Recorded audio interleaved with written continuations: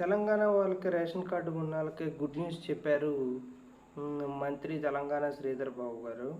Ration కార్డుదారులకు కూడా సన్నబియ్యం ఇవ్వబోతున్నట్లు ఆయన ఇటీవల తెలిపారు. త్వరలోనే రాష్ట్ర వ్యాప్తంగా రేషన్ కార్డు వాళ్ళకి సన్నబియ్యం ఇస్తామని ప్రకటించారు. ఈ మేరకు ప్రభుత్వం తరపున చర్యలు తీసుకుంటామని తెలిపారు. తెలంగాణ ప్రభుత్వం కొత్త రేషన్ కార్డులు మంజూరు చేస్తామని హామీ ఇచ్చిన సంగతి తెలిసిందే. ఇప్పటికే ప్రజాపాలన తర్వాత అర్హుల నుంచి అప్లికేషన్లు తీసుకున్నారు. త్వరలోనే కొత్త రేషన్ కార్డులు మంజూరు చేస్తామని సిద్ధమైంది. ఇక ప్రస్తుతం రేషన్ కార్డులు ఉన్నవారికి రేవంత్ సర్కార్ తీపి కబురైతే చెప్పింది. త్వరలోనే రేషన్ కార్డు లబ్ధిదారులకు సన్నబియ్యం ఇస్తామని ప్రకటించారు. ప్రస్తుతం వరి ధాన్యం కొనుగోలు పూర్తిగాక త్వరలోనే లబ్ధిదారులకు సన్నబియ్యం ఇస్తామన్నారు. కొత్త ఏడాదిలో లబ్ధిదారులకు నాణ్యమైన సన్నబియ్యం అందిస్తామని వెల్లడించారు. తాము అధికారంలోకి వచ్చిన ఏడాదిలోనే అన్ని రంగాలను ఆదుకునే ప్రయత్నం చేస్తామని మంత్రి శ్రీధర్ బాబు గారు అయితే చెప్పడం జరిగింది. ఇవాళ ఉదయం మీడియాతో మాట్లాడిన ఆయన గత బీఆర్ఎస్ గవర్నమెంట్లో తెలంగాణ 10 ఏళ్ళు నిర్లక్ష్యం చేసిందని ఆయన తీవ్ర విమర్శలు చేయటం అనేది జరిగింది. ఫాక్స్కాన్ పెట్టుబడుల అంశంలో మాజీ మంత్రి బీఆర్ఎస్ వర్కింగ్ ప్రెసిడెంట్ కేటీఆర్ విమర్శలు పూర్తిగా అసత్యమన్నారు. హైదరాబాద్లో రియల్ ఎస్టేట్ రంగంలో ఇంకా టాప్లోనే ఉందని చెప్పారు. ఫ్రెండ్లీ పార్టీ బీజేపీ కోసమే కేటీఆర్ తమ ప్రభుత్వంపై ఆరోపణలు చేస్తుందని మండిపడ్డారు. ప్రతిపక్షాల ఆరోపణలు ఆలోచన మార్చుకోవాలని ఈ సందర్భంగా శ్రీధర్ బాబు గారు అయితే చెప్పడం జరిగింది.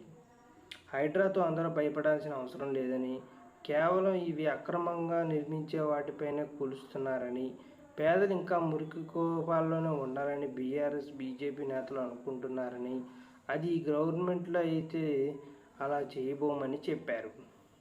అసలు హైదరాబాద్ మూసీ ప్రాజెక్టుకు సింగరేణి కార్మికులకైతే గుడ్ న్యూస్ ఇది.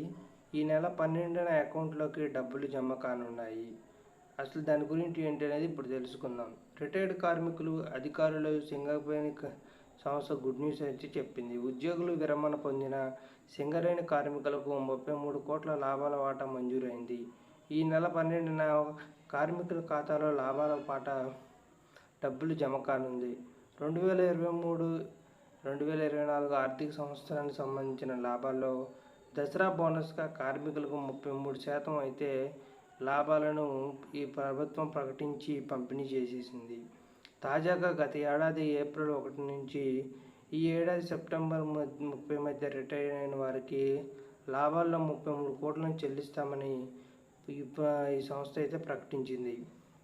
ఇందులో 2,412 కోట్లతో 33% కింద 796 కోట్లను దసరా, దీపావళి బోనస్ కింద కార్మికులకు పంచారు.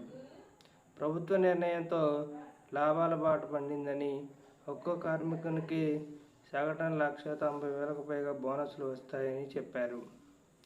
సింగరేణి చరిత్రలో తొలిసారిగా కాంట్రాక్ట్ ఒప్పంద కార్మికులకు సైతం 5,000 బోనస్ అందించారు.